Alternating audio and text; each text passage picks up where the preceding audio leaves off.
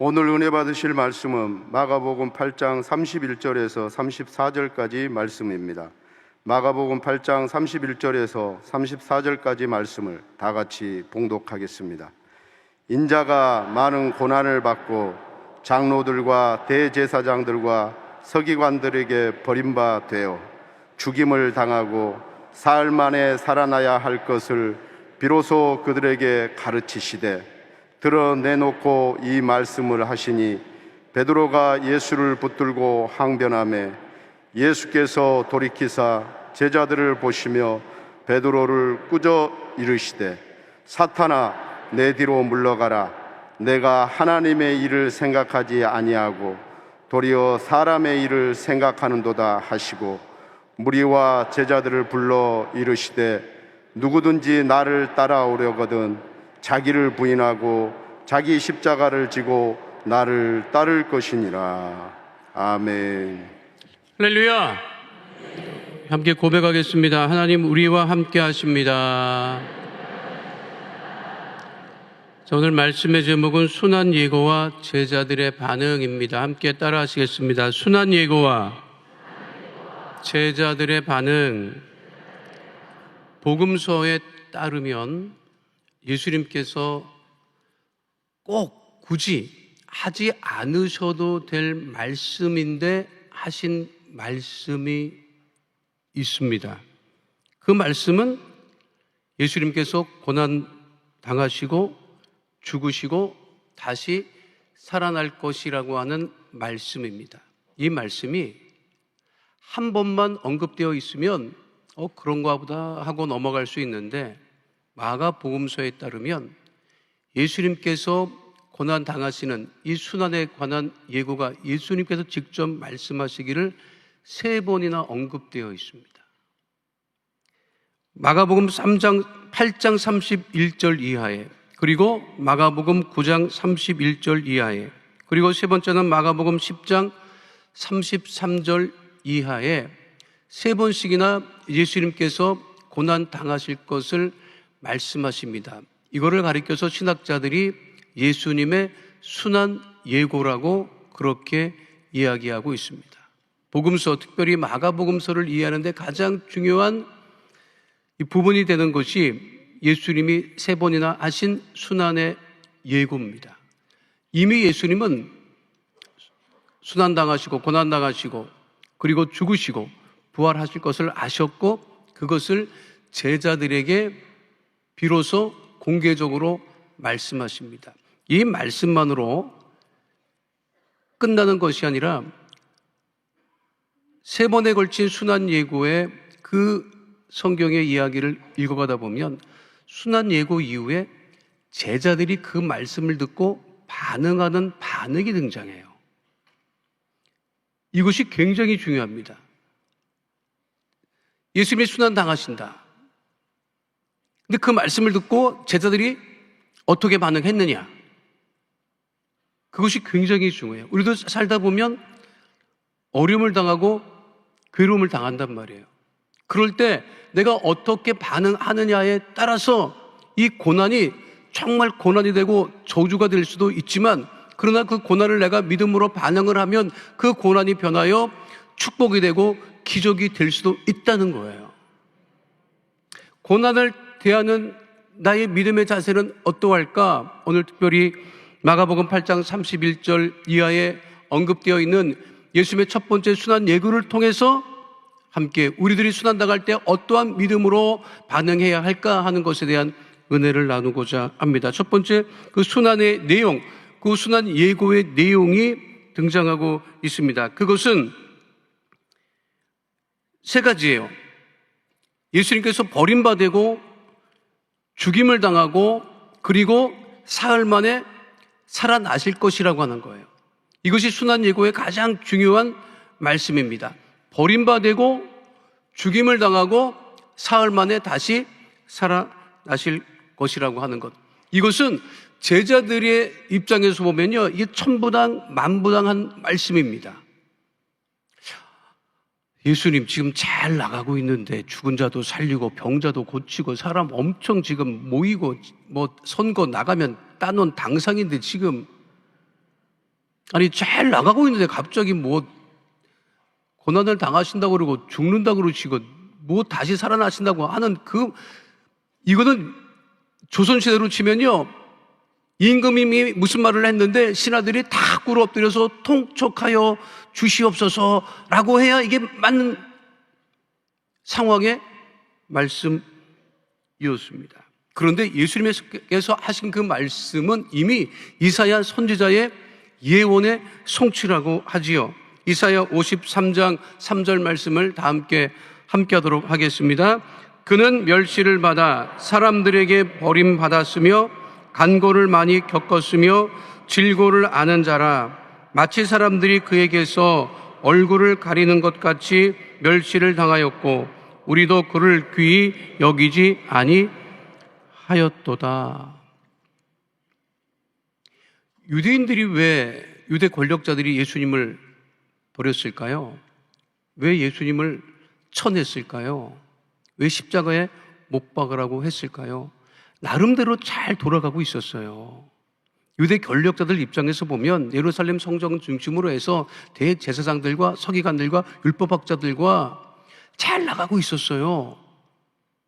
예수님이 오셔가지고 이게 흔들리는 거예요. 율법을 넘어서서 말씀하시는 거예요. 율법은 이에는 이, 눈에는 눈인데, 아니 예수님께서 오셔가지고 사랑하라고 말씀하시는 거예요. 그러니까 율법을 벗어난 말씀을 하시니까 유대 권력자들 입장에서는 이게 영 불편했던 거예요. 그리고 사람이 몰리는 것이 더 불편했던 거예요. 이것에 대한 상황을 적절하게 설명해 놓은 것이 도스토예프스키의 카라마조프가의 형제들에 나오는 대신문관이라고 하는 이야기가 있습니다. 이 도스토예프스키의 대신문관이라고 하는 이 이야기는 얼마 전 천국 가신 이어령 교수님이 현대 문학의 최고의 정수라고 얘기했던 이야기입니다. 내용이 뭐냐면 16세기 스페인, 세비야, 그러니까 중세 시대죠. 카톨릭 교회가 모든 것을 다 장악하고 있을 그 세비야라고 하는 스페인 마을에 어느 날 사람들이 웅성웅성거리고 사람들이 몰려들기 시작하고 사람들이 누구를 따라다녀요. 그런데 예수님이라는 거야. 예수님이 재림하신 거예요. 예수님께서 성경에 나와 있는 말씀대로 모든 병자를 고치시고 기적을 행하시고 그리고 죽은 어린 소녀를 다시 살리는 그 현장에 종교 권력자들이 예수님을 붙잡아서 대성당 지하에 가두고 그리고 신문합니다. 누구냐? 정체가 뭐냐? 그리고 얘기를 나눠보고 신문을 하는데 보니까 예수님이 맞아요.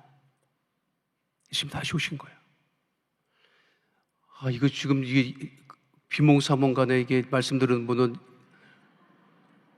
예수님 모셨단다 뭐 이렇게 또 생각할지도 모르겠습니다만 이 도스토예프스키의 이 카라마조프가 씨의 형제들이 나오는 그 대신문관 이야기를 하는 거예요 지금. 자, 기다리던 예수님이 오셨잖아요. 그럼 어떻게 해야 돼요? 환영해야 되잖아요. 우리가 그동안에 기다렸습니다. 주님, 우리가 무엇을 할까요? 라고 반응해야 되잖아요. 그런데 대신문관이 얘기를 합니다. 왜 왔냐? 우리가 지금 잘하고 있는데 왜 와가지고 이거를 흔드냐? 가라. 가서 다시 오지 말아라. 무슨 이야기를 그 대신문관에서 하고 있는 것입니까? 사람들은요, 권력을 가지고 있고 편안한 자리에 있고 그리고 이게 흔들리기를 원치 않는 사람은 예수님이 와도 거부하는 거예요. 받아들이지 않는 거예요. 예수님께서 순환 당하실 것을 이야기하니까 제자들이 너무 그것이 불편했던 거예요. 게다가 죽으신데 죽으시면 어떻게 했어요? 죽으시면 끝이지. 놀라운 사실이 있습니다. 제가 부활주일 설교를 준비하면서 너무 깜짝 놀란 사실을 내 스스로 발견하고 내가 너무 놀랐어요. 내가 은혜를 받았어요. 인간은요, 인간의 일생은 뭐예요? 탄생과 죽음이야. 모든 인간은 탄생과 죽음이에요. 묘에 가서 묘비 보세요. 몇 월 며칠 태어났고 몇 월 며칠 죽었다. 인간이라고 하는 것은 탄생과 죽음이에요. 예수님은 탄생과 부활이라고.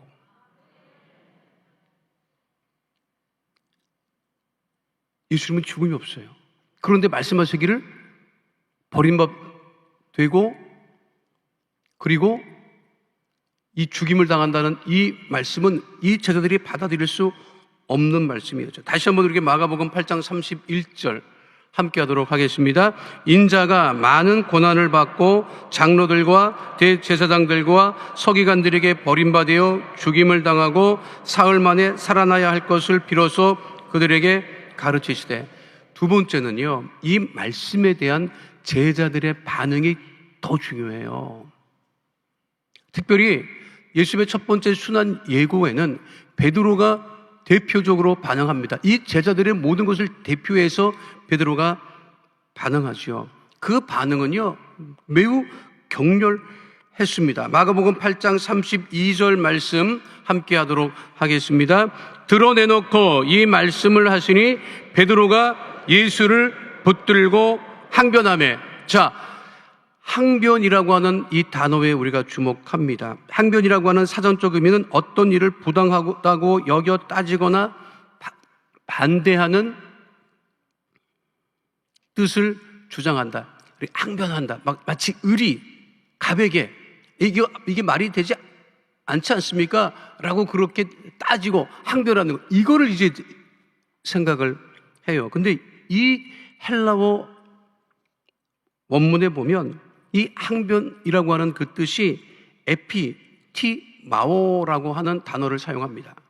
근데 에피티마오라고 하는 그 단어는 33절에 다시 한번 언급돼요.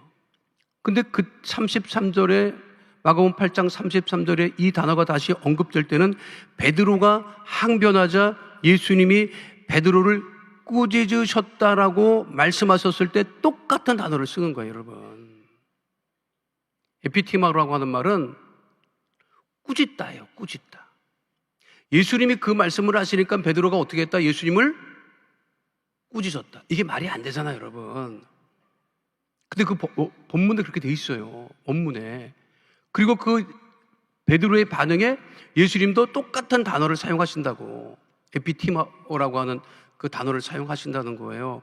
이게 무엇을 의미한? 영어 성경에는 리뷰크라고 정확하게 번역되어 있어요. RBUK, 리뷰크. 베드로도 예수님을 꾸짖고 예수님도 베드로를 꾸짖는단 말이에요. 이게 말이 안 되니까 우리나라 이 성경을 번역할 때 이 부분을 알았어요, 번역하는 사람들도.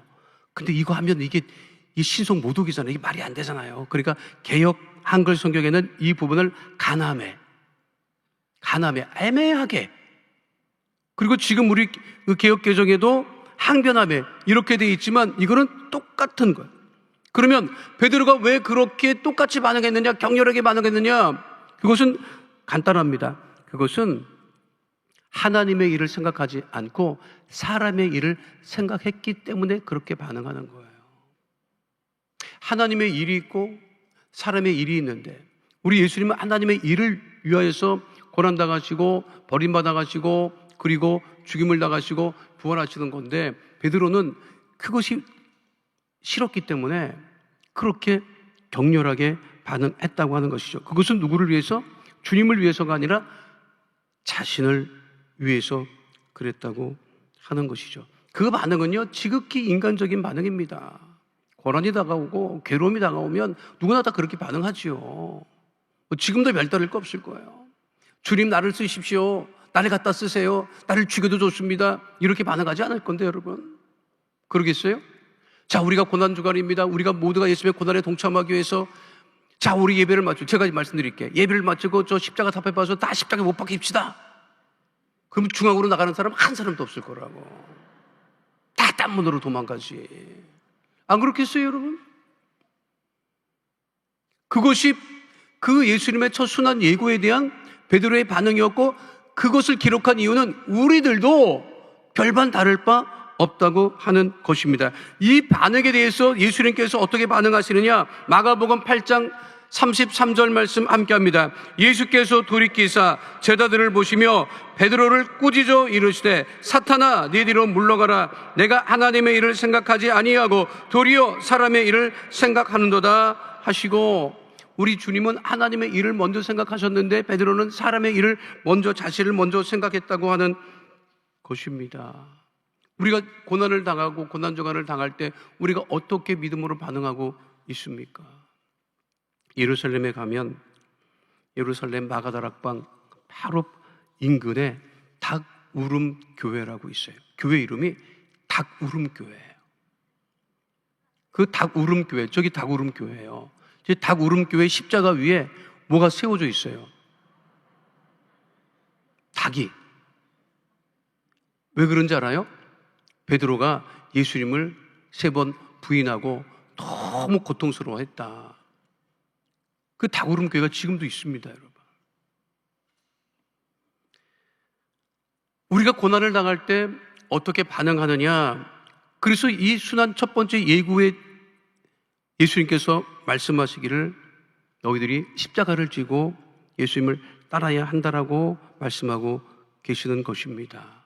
마가복음 8장 34절 말씀 함께 하도록 하겠습니다. 무리와 제자들을 불러 이르시되 누구든지 나를 따라오려거든 자기를 부인하고 자기 십자가를 지고 나를 것이니라. 우리 자기 부인이라고 하는 말을 엄청 듣습니다. 그리고 자기 십자가를 지라고 하는 말씀을 엄청 많이 듣죠. 자기를 부인하기가 쉽지가 않아요. 어떻게 자기를 부인해요? 내가 정확하게 말씀드릴게요. 자기를 부인할 수 있는, 여러분들도 자기를 얼마든지 부인할 수 있어요. 가장 실감되는 자기 부인은요, 뭐냐면, 다른 데서는 자기 부인이 절대로 안 돼. 근데 사람은 아파서 의사 앞에 가면 자기가 부인돼. 의사가 올리라고 하면 올려. 안 올릴 사람 있으면 손 들어봐요. 의사가 올리라고 하면 올려, 안 올려? 내리라고 하면 내려, 안 내려?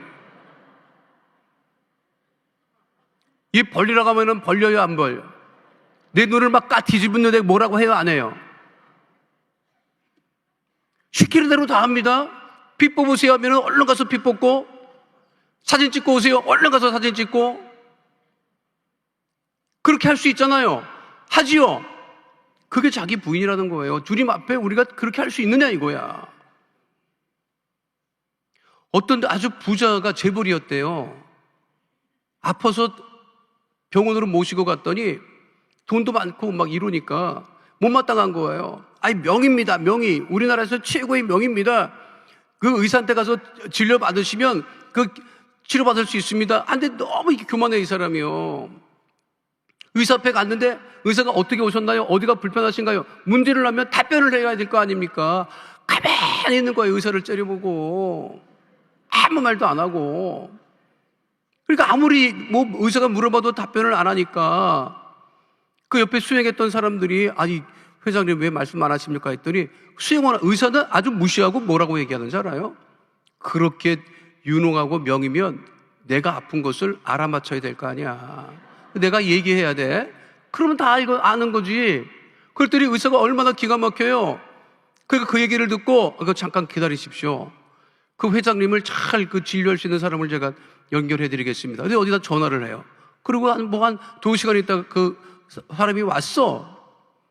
그 의사래. 그 당신은 뭐냐고 수행원들이 물었어요. 그랬더니 그 의사가 대신 얘기하는 거예요. 소개하는 의사가. 아, 이 사람은 수의사입니다. 수의사. 개, 돼지가 말을 안 해도 이게 얼마든지 다 맞춰요, 이 친구는. 그 말씀을 안 하시니까 이 친구가 다 알아서 할 겁니다.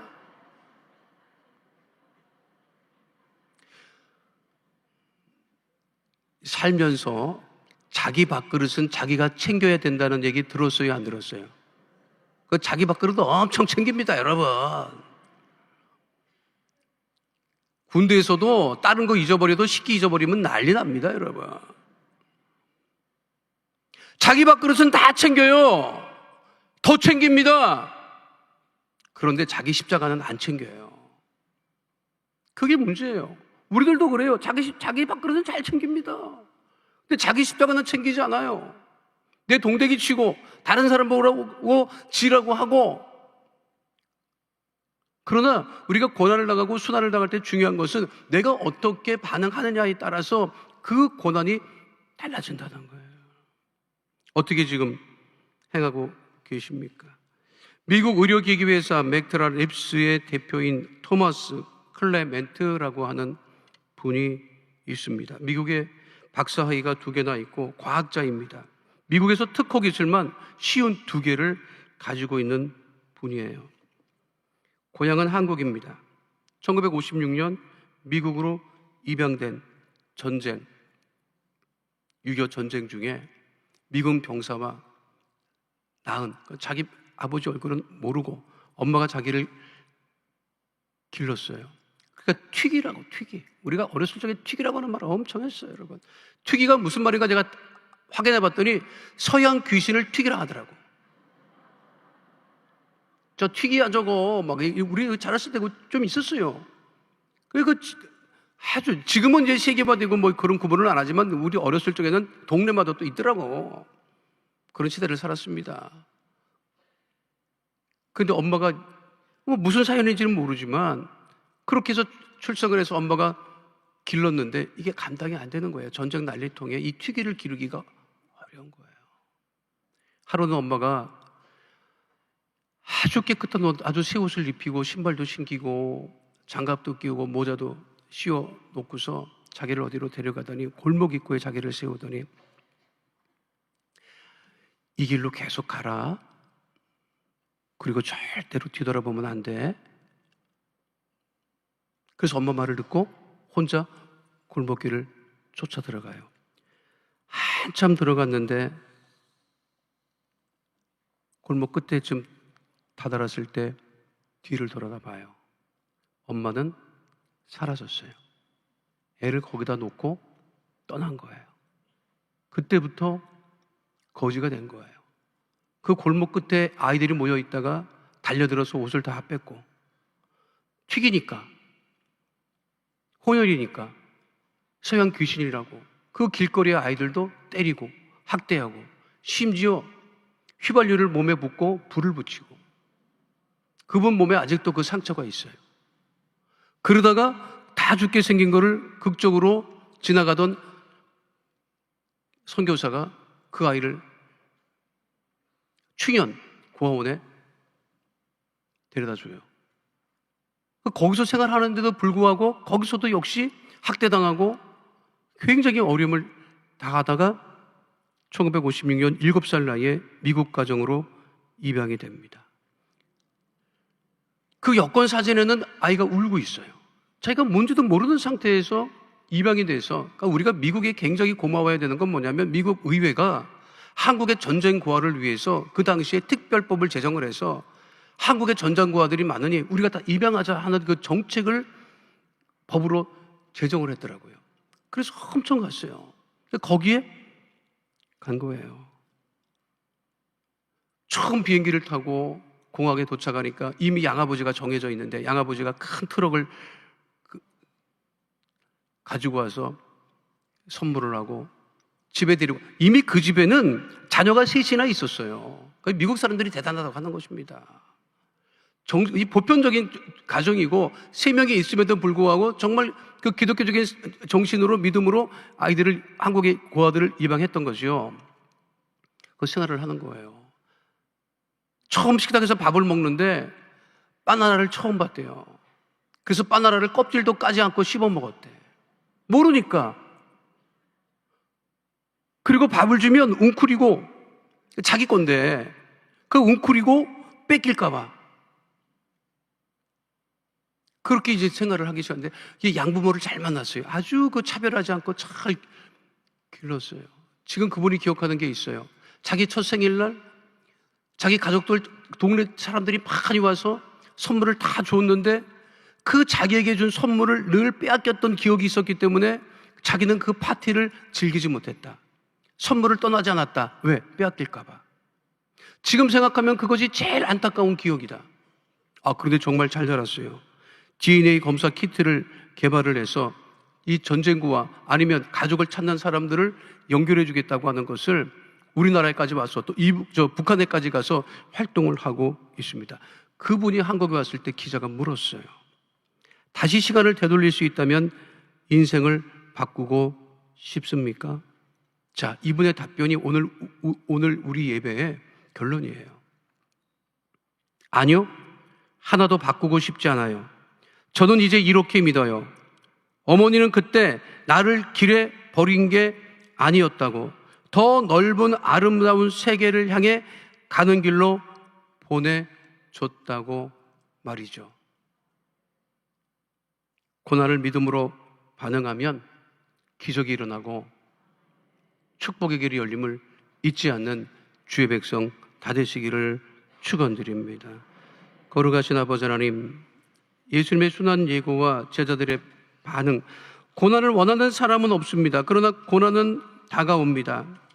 어떻게 반응해야 할 것인가? 오직 믿음으로 반응하고 그 고난 끝에 주께서 예비하신 기적과 축복을 받아 누리는 믿음의 백성들 다 되어지게 하여 주시옵시고, 고난을 피해 도망가지 아니하고 그리스도의 고난에 동참하는 하나님의 거룩한 자녀 다 되어지게 하여 주옵소서. 오늘 귀한 예배를 드리며 예물 드린 손길 드리사오니 주께서 받으시고 복의 복을 더하여 주옵소서. 주님께 모든 영광을 올려드리며 예수님 이름으로 기도하옵나이다. 아멘. 하늘에 계신 우리 아버지여, 이름이 거룩히 여김을 받으시오며 나라가 임하시오며 뜻이 하늘에서 이루어진 것 같이 땅에서도 이루어지이다. 오늘 우리에게 일용할 양식을 주시옵고 우리가 우리에게 죄 지은 자를 사하여 준 것 같이 우리 죄를 사하여 주시옵고 우리를 시험에 들게 하지 마시옵고 다만 악에서 구하시옵소서. 나라와 권세와 영광이 아버지께 영원히 있사옵나이다. 아멘.